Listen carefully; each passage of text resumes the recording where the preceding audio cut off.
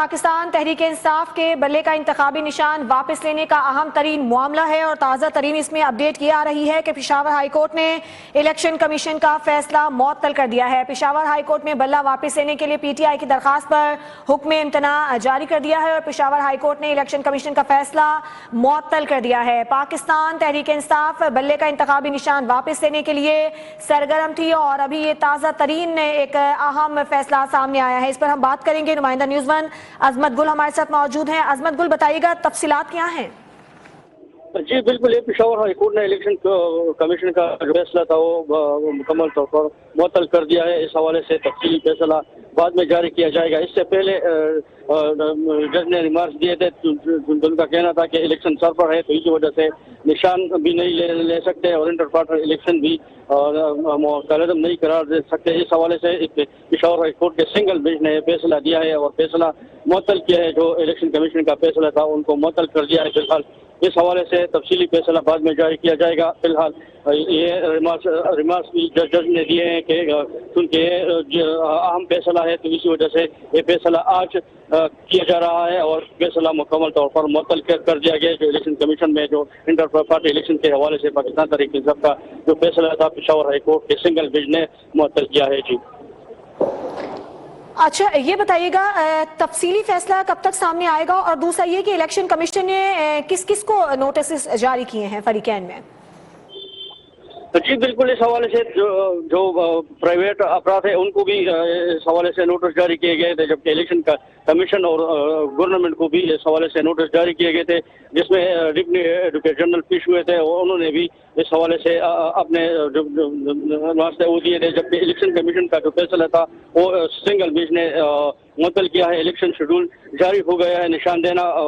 Election commission का काम है। इस हवाले से जस्टिस कामरान के रिमार्क से पार्टी का अपना तरीका हकदार है, पार्टी के अंदर से लोगों को लाना होता है, जबकि हमें निशान अलॉट किया जाए ताकि हम अपने उम्मीदवार को टिकट जारी किया जा सके। ये पीटीआई के वकील अली जफर का कहना था। इस हवाले से जस्टिस का कहना है तो इलेक्शन कमीशन एक पार्टी को इलेक्शन से आउट कर रही है, जबकि अभी छुट्टियां है। इस केस के छुट्टियों के बाद सुनेंगे। Additional advocate general attorney general ने यह कहा है कि डबल बेंच सुने गए से चीफ जस्टिस के सामने रख दे। एडिशनल अटॉर्नी जनरल ने अदालत से इस्तदा की, लेकिन चूंकि वक्त कम है इसी वजह से अदालत ने फैसला दिया है और इलेक्शन कमीशन का फैसला मुअत्तल करके तमाम फरीकैन को नोटिस जारी किए हैं। जी ठीक है, आप हमारे साथ ही मौजूद रहिए अजमत गुल। और ये अहम तरीन खबर सामने आई है, पीटीआई से बल्ले का निशान लेने का इलेक्शन कमीशन का फैसला मुअत्तल कर दिया गया है पेशावर हाई कोर्ट की जानिब से। और ये भी कहा गया है कि इलेक्शन कमीशन को जो इस हवाले से इलेक्शन कमीशन ने फैसला किया था उसको अब फिलहाल मुअत्तल कर दिया गया है। इस पर अब समाअत होगी। ये कहा गया है इलेक्शन कमीशन को नोटिस जारी करते हुए कि फरवरी में इलेक्शन होने जा रहे हैं। इंतखाबी निशान अलॉट करने के लिए आखिरी तारीख 13 जनवरी है और इलेक्शन कमीशन समेत तमाम फरीकैन को पेशावर हाई कोर्ट की जानिब से नोटिस जारी कर दिए गए हैं। पीटीआई से बल्ले का निशान लेने का इलेक्शन कमीशन का फैसला मुअत्तल कर दिया है। अदालत ने दलाइल मुकम्मल होने पर इलेक्शन कमीशन के फैसले पर हुक्म इम्तना जारी कर दिया। पेशावर हाई कोर्ट ने इलेक्शन कमीशन का फैसला मुअत्तल कर दिया है। ब्यूरो चीफ इस्लामाबाद काशिफ रफीक हमारे साथ मौजूद है, उनसे बात करेंगे। काशिफ, बताइएगा पेशावर हाई कोर्ट की जानिब से जो ये फैसला सामने आया है इस हवाले से मजीद क्या अपडेट्स हैं? मुअत्तल कर दिया गया है इलेक्शन कमीशन का वो फैसला जो कि इंटर पार्टी इलेक्शन से मुताल्लिक था। जी बिल्कुल, तहरीक इंसाफ का इंटर पार्टी इलेक्शन के हवाले से जो फैसला इलेक्शन कमीशन ने दिया था कि उनके जो पार्टी के आइन के मुताबिक इंटर पार्टी इलेक्शन दुरुस्त नहीं थे, उसको तहरीक इंसाफ की जानिब से पेशावर हाई कोर्ट में चैलेंज किया गया, जिसको जो आज ही काज लिस्ट में लगा था और आज पेशावर हाई कोर्ट की जानिब से उस फैसले को मुअत्तल कर दिया गया इंटर पार्टी इलेक्शन के फैसले को। अब देखना यह है कि जो इंटर पार्टी इलेक्शन का फैसला मुअत्तल किया गया उसके बाद इलेक्शन कमीशन की तनाजुर में पीटीआई की जो स्टेटस है वो क्या होगा और इस फैसले के मुअत्तल होने के बाद ये सामने तवक्को की जा रही है कि जो तहरीक इंसाफ को बल्ले का निशान है वो वापस मिल सकता है और बिलखसूस इसके बाद जो तरजीही लिस्ट थी मखसूस नशिस्तों की तहरीक इंसाफ की जानिब से जिसको रोका गया था उसको भी एंटरटेन किया जाएगा। अब देखना यह है कि हाई कोर्ट ने किन ग्राउंड पे इस फैसले को मुअत्तल किया है और उसके बाद इलेक्शन कमीशन जो है वो फर्दर कोर्स ऑफ एक्शन क्या तय करती है। बहरहाल ये जो तवक्को थी कि इंटर पार्टी इलेक्शन में जो फैसला हुआ और उसमें उनका इंटर पार्टी इलेक्शन नहीं तस्लीम किए गए और इलेक्शन कमीशन ने एक फैसला दिया उसको पेशावर हाई कोर्ट में चैलेंज किया गया, जबकि इलेक्शन कमीशन की जो जुरिसडिक्शन है वो इस्लामाबाद हाईकोर्ट बनती है। शायद ये भी ग्राउंड ली गई हो कि चूंकि इंटर पार्टी इलेक्शन जो है वो पिशावर में कंडक्ट हुए थे, तो उनकी जुरिसडिक्शन के पॉइंट ऑफ व्यू से पिशावर हाईकोर्ट में चैलेंज किया गया होगा। 1200 पिशावर हाईकोर्ट की जानिब से इब्तदाई तौर पर जो फैसला मुअत्तल किया गया है, अब उस किन ग्राउंड में मुअत्तल किया गया और फर्दर इलेक्शन कमीशन को उसके नोटिस किए गए हैं या क्या डायरेक्शन दी गई है, ये तमाम सूरत जो तफसीली फैसला सामने आएगा तो ही उस पर गुफ्तगू की जाएगी। बहरहाल ये एक अच्छी खबर है तहरीक इंसाफ के लिए कि उनका इंटर पार्टी इलेक्शन का जो फैसला इलेक्शन कमीशन ने जो इंटर पार्टी इलेक्शन कलअदम करार दिए थे और बल्ले के निशान जो है उन्हें नहीं मिल पा रहा था, अब पिशावर हाईकोर्ट की जानिब से जो उन्हें रेमडी मिली है, इस रेमडी के तनाजुर में ये तवक्को की जा रही है कि तहरीक इंसाफ को बल्ले का निशान वापस मिल जाएगा। जी, हाईकोर्ट की जानिब से। तो ये बताइएगा, अब बज़ाहिर ऐसा लगता है कि तहरीक इंसाफ के लिए इलेक्शन में जाना आसान हो गया है? इंसाफ तो पहले भी इलेक्शन में जा रही थी तहरीक इंसाफ की जानिब से। 2000 से ज्यादा लोगों ने मुख्तलिफ हलकों में जो है वो अपने कागजात नामजदगी जमा कराए हैं, लेकिन सिर्फ प्रॉब्लम ये आ रहा था कि जो एक पार्टी सिंबल के ऊपर इलेक्शन कंटेस्ट होना था और पार्टी सिंबल के ऊपर जो है वो इलेक्शन में जाना था तहरीक इंसाफ ने, वो एक मामला था कि वो प्रॉब्लम था। दूसरा जो इस इलेक्शन कमीशन के इस फैसले से कि उनके इंटर पार्टी इलेक्शन को तस्लीम नहीं किया गया, इससे जो दूसरा बड़ा नुकसान सामने आ रहा था वो मखसूस नशिस्तें, अकलीतों की नशिस्तें जो है उनकी जो तरजीह फहरिस्त थी वो उस हवाले से एक बड़ा सवालिया निशान खड़ा हो रहा था कि वो कैसे मैनेज होंगी। कोई पार्टी संभल ना हो तो तरजीह बुनियादों पर जो मखसूस नशिस्तें हैं वो भी नहीं हैंडल की जा सकती। ये एक इशू खड़ा हो रहा था, लेकिन इस फैसले के बाद ये तवक्को की जा रही है कि जब उनका पार्टी निशान जो है वो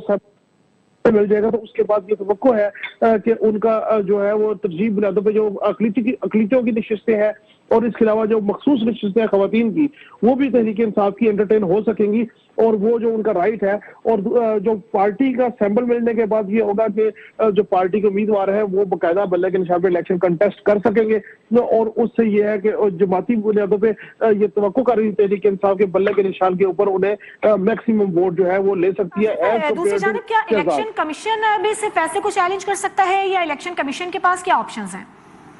देखिए, इलेक्शन कमीशन बिल्कुल इस इलेक्शन कमीशन भी इस फैसले को के खिलाफ जो है वो जा सकता है, सुप्रीम कोर्ट में जा सकता है, intra party intra court appeal में जा सकता है। लेकिन देखा तो ये है कि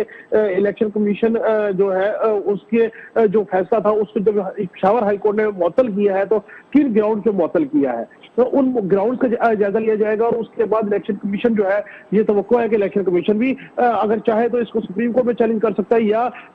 पेशावर हाई कोर्ट में दोबारा जाके कंटेस्ट कर सकता है। सो ये तमाम सूरत हाल का जो वाज़ेह होगी वो उस वक्त तक नहीं हो सकती जब तक तहरीरी तौर पर पेशावर हाई कोर्ट की जानिब से जो फैसला मुअत्तल किया गया उसके ग्राउंड सामने ना आए। उन ग्राउंड को सामने आने के बाद इलेक्शन कमीशन बाकायदा उसका जायजा लेगा और उसके बाद ही इलेक्शन कमीशन तय करेगा कि उसके जो है वो जुरिसडिक्शन क्या बनती है और वो किस ग्राउंड पे और किस फोरम पे जाके इसको चैलेंज करता है। छुट्टियां खत्म होने के बाद डबल बेंच इस केस की समाअत करेगा। छुट्टियां कब खत्म होंगी और कब ये समाअत होगी? देखिए, चूंकि सर्दियों की छुट्टियां चल रही है कोर्ट्स में और हर चीज है, तो अब इब्तदाई तौर पे ये होता ही है कि जिस वक्त तक आप जो कोर्ट में केस फाइल करते हैं तो आपको इमीडिएट रेमेडी मिल जाती है और उसके बाद तफसील के लिए वो ये कहा जाता है कि छुट्टियां सर्दियों की जो छुट्टियां सर्दियों की छुट्टियां तो 10 जनवरी तक भी है, क्योंकि ये रोटेशन बेस्ड कोर्ट्स में छुट्टियां होती हैं। ऐसा नहीं होता कि कोर्ट बिल्कुल बंद हो जाता है, रोटेशन से जजेस जो है वो ड्यूटी कर रहे होते हैं और रोटेशन से ही जजेस जो है वो बाकायदा इनको केसेस सुन रहे होते हैं। सो अब जब छुट्टियां खत्म होंगी, चूंकि सिंगल बेंच का फैसला है तो उसको डबल बेंच में भेजा जाएगा ताकि तफसीली तौर पे वहां पे इलेक्शन कमीशन भी अपना पॉइंट ऑफ व्यू रखेगा कि उन्होंने किन ग्राउंड पे इलेक्शन को कलअदम करार दिया और बिलखसूस वो पिटिशनर भी शायद इसमें पार्टिसिपेट करें जिनकी एप्लीकेशन के ऊपर, जिनके केस के ऊपर इलेक्शन कमीशन ने इंट्रा पार्टी इलेक्शन को कलअदम करार दिया था। अच्छा, ये बताइएगा काशिफ, आज इस दरखास्त पर जस्टिस कामरान हयात ने इस केस की समाअत की है, उनकी जानिब से रिमार्क से क्या सामने आए और जो पीटीआई के वकला थे उनका क्या मौकिफ था अदालत में? देखिए, पीटीआई के वकला तो और जो उनके चेयरमैन है बैरिस्टर गौर, उनका तो सीधा सीधा एक ही नुक्ता है कि उनके इंटर पार्टी इलेक्शन पार्टी आइन के मुताबिक हुए हैं और इसमें किसी किस्म का कोई अभाव नहीं। लेकिन जो ग्राउंड रियलिटीज थी, उन ग्राउंड रियलिटीज में जो दरखास्तें गई, उन दरखास्त गुजारों को ये कहना था कि वो पार्टी के मेंबर है, रुकन है और उनकी जो मेंबरशिप मौजूद है वो पार्टी में के इंटर पार्टी इलेक्शन में हिस्सा लेना चाहते थे, लेकिन उनको हिस्सा लेने के मौका नहीं दिया गया। ना ये बताया गया कि कौन से वोटर लिस्ट है और ना ही उनको जो है कागजात नामजदगी दिया गया। उनके ग्राउंड के ऊपर ये तस्लीम किया था, लेकिन पीटीआई जो कहती का मौका ये था कि उनका इंट्रा पार्टी इलेक्शन जो है वो पार्टी के आइन के मुताबिक है, और जिन्होंने ये एप्लीकेशन दी उनमें वो पार्टी के रुकन ही नहीं रहे। तो लेकिन जो अकबर एस बाबर है वो उनकी जो रुकनीत है वो हाई कोर्ट से, सिंगल बेंच से, डबल बेंच से और इलेक्शन कमीशन से भी एंडोर्स्ड है कि वो पार्टी के रुकन है, जिसकी बुनियाद पर फॉरेन फंडिंग केस भी उन्होंने कंटेस्ट किया। अब जो पिशावर हाई कोर्ट के चीजें सामने आई तो तहरीक इंसाफ के जो अकाबरीन है उनका ये कहना था कि उनके इंट्रा पार्टी इलेक्शन बिल्कुल दुरुस्त हुए, और उन इंट्रा पार्टी इलेक्शन के तनाजुर में ही जो है उनको जो सर्टिफिकेट इशू किया जाए ताकि बल्ले का निशान जो है वो भी इशू किया जा सके। अब जुरिस्डिक्शन का एक सवाल जरूर इसको देखा जाएगा यकीनी तौर पे कि इलेक्शन कमीशन इस्लामाबाद में है, इलेक्शन कमीशन का फैसला इस्लामाबाद से आता है, और उसके बाद इलेक्शन कमीशन के फैसले को जो है वो पिशावर हाई कोर्ट में चैलेंज किया जाता है, और पिशावर हाई कोर्ट में चैलेंज करने के पॉइंट ऑफ व्यू से क्या उनकी जुरिस्डिक्शन बनती है या नहीं बनती, ये भी देखना पड़ेगा। और उसके बाद ये भी देखना पड़ेगा कि क्या जो फैसला पिशावर हाई कोर्ट का आया उसमें क्या व्यू लिया गया, किस तरीके से उसको उसके ऊपर जो है वो बात की गई। ये तमाम ग्राउंड का बहरहाल मैं समझता हूँ कि इलेक्शन कमीशन खुद जायजा लेगी, और इलेक्शन कमीशन उसके बाद जो है इसके ऊपर एक हतमी राय कायम करेगी कि आया इसका जो फैसला जब डबल बेंच की तरफ जाएगा तो इलेक्शन कमीशन यकीनी तौर पर इलेक्शन कमीशन को इसमें नोटिस इशू हुए होंगे, और शायद उन पटिशनर्स को भी नोटिस इशू हुए हों जिन्होंने इलेक्शन कमीशन में दरखास्त दायर की थी। अब देखना यह है कि जो इंट्रा पार्टी इलेक्शन कलअदम करार दिए थे इलेक्शन कमीशन ने, जिसका फैसला पिशावर हाई कोर्ट ने जो है वो कलअदम मुअत्तल किया है, अब हुक्म इम्तनाई जारी कर दिया है, और उस के ऊपर जो है वो देखना पड़ेगा कि उस हुक्म इम्तनाई को कंसीडर करते हुए आया बल्ले का निशान पीटीआई को देगा इलेक्शन कमीशन, या इलेक्शन कमीशन इसमें अपनी मारूजात सामने रखेगा। अच्छा काशिफ, इंतखाबी निशानात अलॉट करने की जो आखिरी तारीख है वो 13 जनवरी है, तो लगता है कि सारे मामलात इस दौरानिये के अंदर अंदर तय पा जाएंगे? देखिए इस हवाले से अभी कुछ भी कहना कबल अज वक्त होगा, क्योंकि जो 13 जनवरी से कबल जो है ये तहरीक इंसाफ की कोशिश है कि वो 13 जनवरी से कबल ही इन सारे मामलों को कंक्लूड करे और बल्ले का निशान हासिल कर पाए। अब देखना यह है कि अगर उनको इलेक्शन कमीशन के फैसले को मुअत्तल किया गया है पिशावर हाई कोर्ट की जानिब से, तो उसमें क्या उनको पाबंद किया गया है कि वो इनका निशान जो है वो बहाल करें और उनके इस इलेक्शन को ठीक कंसीडर करें और दोबारा जो है वो बल्ले का निशान वापस करें। ये देखना पड़ेगा कि तमाम तहरीर तौर पे जब चीजें सामने आएंगी, ग्राउंड क्या ली गई है, तो उसके बाद ही फैसला होगा। लेकिन बार सूरत पिशावर हाई कोर्ट का जो फैसला है उसको इन डिटेल देखें, जो भी करें, लेकिन 13 जनवरी से कबल इस मामले का एड्रेस होना बहुत जरूरी है, क्योंकि अगर ये मामला 13 जनवरी से कबल एड्रेस होता है तो ही तहरीक इंसाफ बल्ले का निशान ले पाएगी, और बल्ले का निशान लेने के बाद ही टिकट्स का जो मामला है वो सॉर्ट आउट होगा। अदरवाइज तो तहरीक इंसाफ के हर हल्के से 5-5 लोगों ने, 4-4 लोगों ने, 6-6 लोगों ने कागजात नामजदगी जमा कराए हैं, और उसके बाद ही ये फैसला होगा कि तहरीक इंसाफ को अगर बल्ले का निशान मिल जाता है और चेयरमैन बैरिस्टर गोहर ही कंसीडर होते हैं, तो उसके बाद देखना पड़ेगा कि बैरिस्टर गोहर जो है वो एलिजिबल हो जाएंगे टिकट साइन करने के लिए। सो अब ये सारा एक अजीब मैस क्रिएट हो गया है कि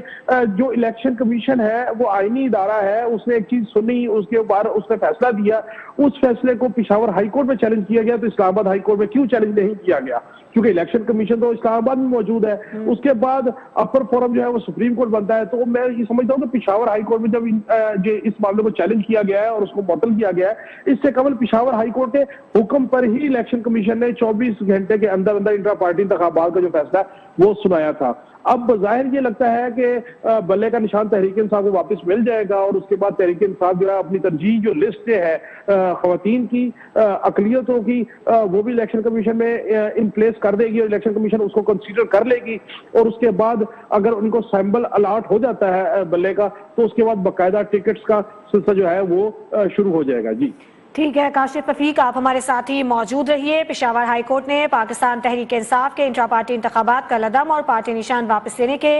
इलेक्शन कमीशन के फैसले पर हुक्म इम्तना जारी कर दिया है।